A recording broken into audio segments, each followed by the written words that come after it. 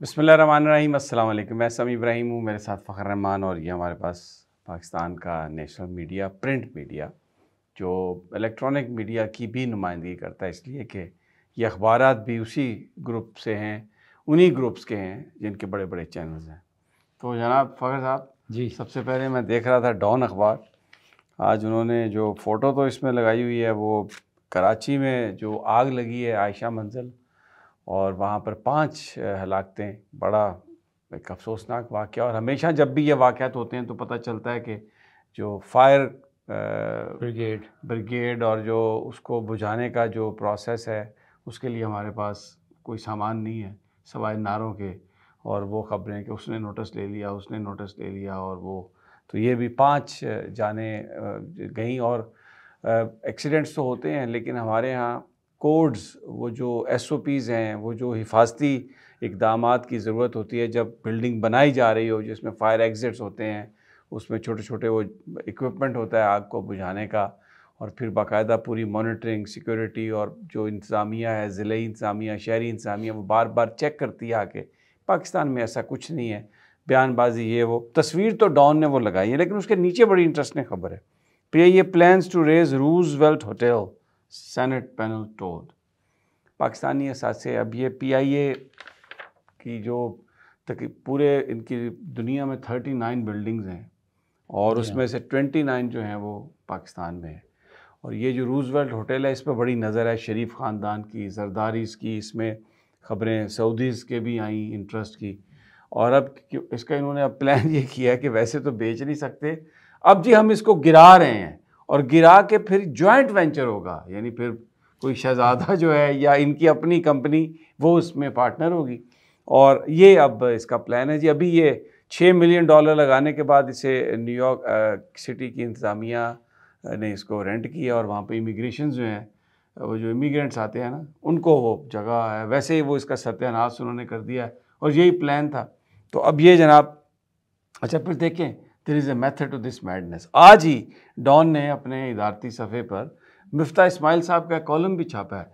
और बस PIA बेच दो जी, बस PIA बेचने से ही हालात ठीक होंगे, जैसे पाकिस्तान का एक सबसे बड़ा मसला PIA है। अच्छा, ये जो आप बात कह रहे हैं ना, ये जो मेंटेलिटी है कि जी बेच दो, इनसे कोई पूछे, ये कौमी असासे जो हैं, नेशनल एसेट जो हैं, इनको ना तो के निगरान हुकूमत के पास कोई मैंडेट है कि इसके हवाले से कोई फैसले कर सके, ना ही वो लोग जो अपनी इलेक्शन कैंपेन में, इलेक्शन मैनिफेस्टो में इस तरह की बात नहीं करते कि हम आएंगे इक़्तिदार में तो कौमी असासे जो है ना उनकी बोलियां लगाना शुरू कर देंगे। भाई, कौमी असासे क्या होते हैं? ये मुल्क ही पूरा कौमी असासा है। अगर कल को आप कहें जी हमने मुल्क ही बेचने का फैसला तो कर हो लिया, चुका है ना बज़ाहिर तो।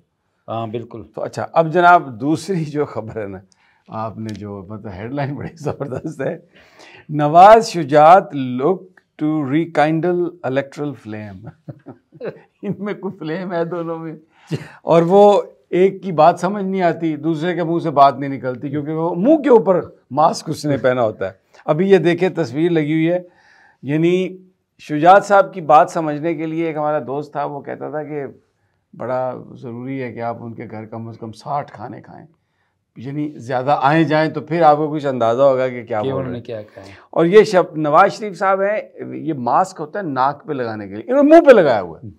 यानी एक की बात समझ नहीं आती और दूसरे मुंह में मास्क लगाया हुआ है। और रिकाइंडल इलेक्ट्रल फ्लेम, ये आग, ये रिकाइंडल ये कर सकते हैं। ये बेसिकली हेडलाइन बनती है, आओ दिया से दिया जलाएं। हाँ दिया।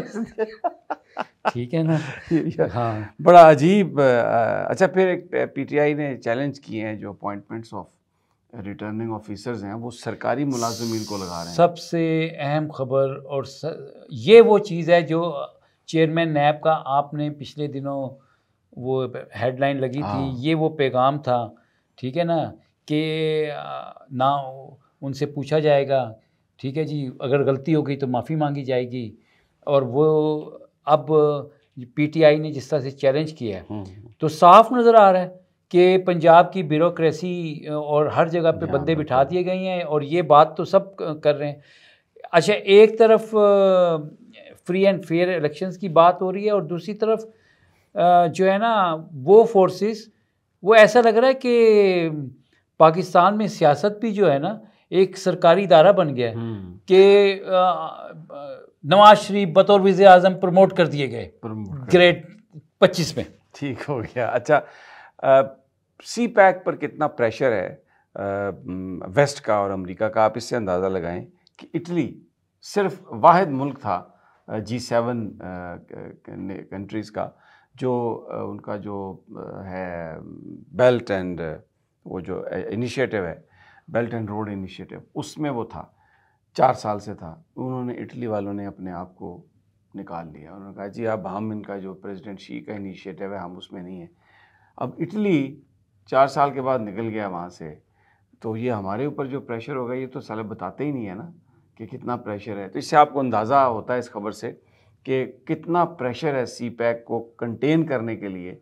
तो हमारे यहाँ तो कोई इस पर बात करने के लिए भी किसी तरह से आप देखें ना, मैं वो यही कह रहा हूँ कि ये जो G20 के मौके के ऊपर भारत में कॉन्फ्रेंस हुई थी और वहाँ पर ये India, middle east, Europe economic corridor की जब बात हुई थी तो उसके बाद ही ये इटली की जानिब से लिया, क्योंकि वो सारा मामला ही सी पैक को रोकना और वो करना है।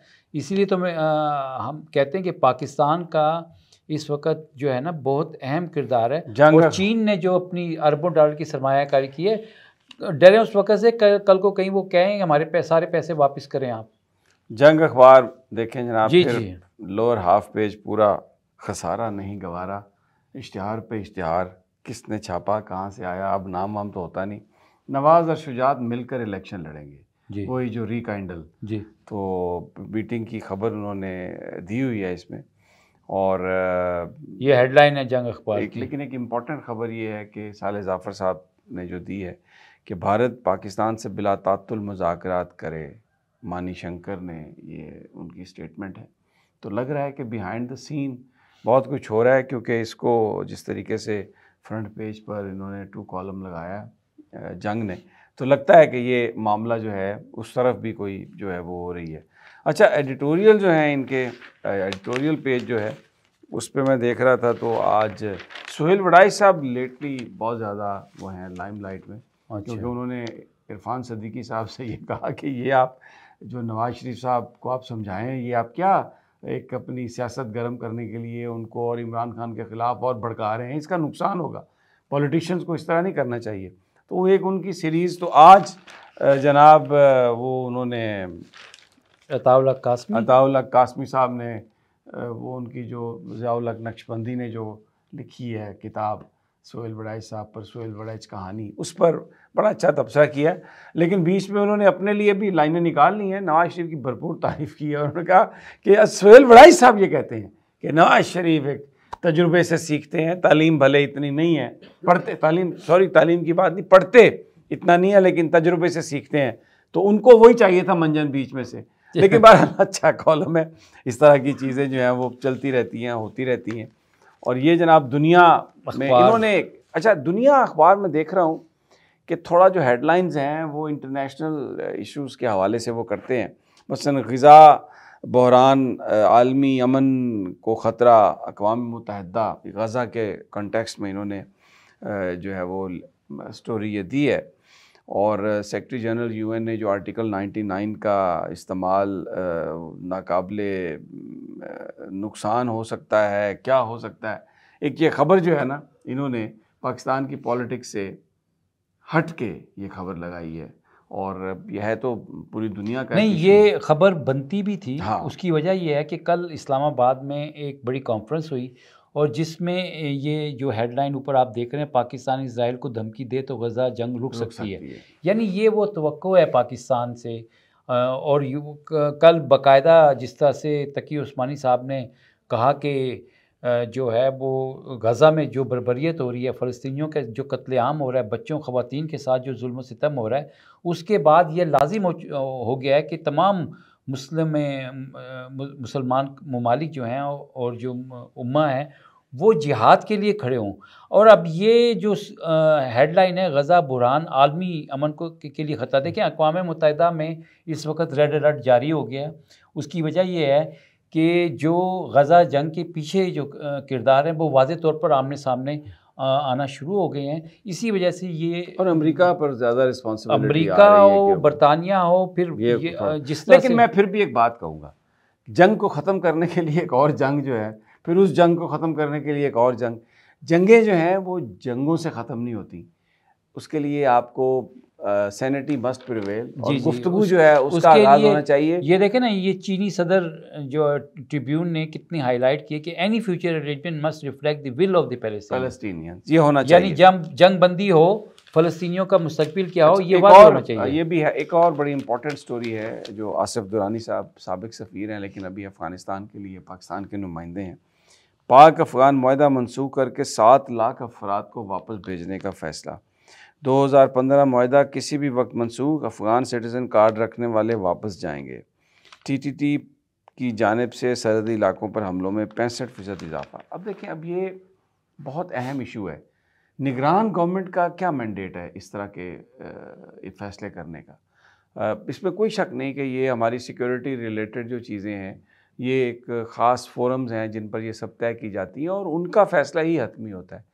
लेकिन अगर आप 2 महीने इंतज़ार कर ले, बहुत सारे लोग ये कह रहे हैं कि ये अफ़गान कन्फ्रंटेशन जो है इसको इस्तेमाल किया जा सकता है इलेक्शन डिले करवाने के लिए। कुछ लोगों की अप्रीहेंशन नहीं है, और ये अब दुरानी साहब की जो इस तरह से स्टेटमेंट्स आ रही हैं, इतने बड़े बड़े अहम इशू, निगरान जिनका ये काम ही नहीं है, जिनके पास कोई ना ये किसी को जवाब दे हैं, ना इनके पास कोई कॉम्पिटेंस है, ना इनके पास कोई मॉरल अथॉरिटी है, तो भले ही ये फ़ैसला पाकिस्तान के मफाद में ही हो, लेकिन इनका ये मैंडेट नहीं है, इनका ये काम नहीं है। तो नहीं, ये देखें, ये जो हम बार बार ये बात कह रहे हैं और अब मीडिया में भी जिस तरह से आ रही, कौमी नेशनल मीडिया में ये चीज़ें आ रही हैं। देखें, आपके हर जिस तरह मुशाहिद हुसैन सैयद ने कहा था कि फ़ैसला सही है उनको वापस भेजने का, लेकिन वक्त इस वक्त मुनासिब नहीं है। और आप ये देखें कि जिस तरह से आपने कहा कि निगरान हुकूमत के पास ये मैंडेट ही नहीं है। अब यहाँ पे देखें वज़ीर आज़म साहब क्या बात कर रहे हैं कि अगर फ़ौज की तलबी का मुतालबा मेरे सामने नहीं आया, अगर हुआ तो मुतल्लिका इदारों से काम करेंगे। अच्छा, बात ये है कि जनाब ये तो कॉन्स्टिट्यूशन के आर्टिकल 220 के तहत फ़ौज और तमाम हुकूमती इदारे bound to provide support to the election commission, और ये वज़ीर आज़म जो है ये तो पाबंद हो गया इलेक्शन कमीशन का। जी बिल्कुल, ये जब इलेक्शन का शेड्यूल और ये तारीख अब आ गई है, उसके बाद तो ये इनके पास तो इख्तियार ही नहीं है। तो ये कौन है कहने वाला कि मैं बात करूंगा? मासवाई ये करने के भी इलेक्शन कमीशन पैसे मांग रहे हैं, ओके सर ये लें, आपको सिक्योरिटी चाहिए, ओके सर ये लें, प्रायोरिटी नंबर 1 ये कह रहे हैं मैं गौर करूंगा और मैं मुतल्लिका इदारों से बात करूंगा। ये बहरहाल ये आज के अखबारात। इजाज़त, कल तक, अल्लाह ने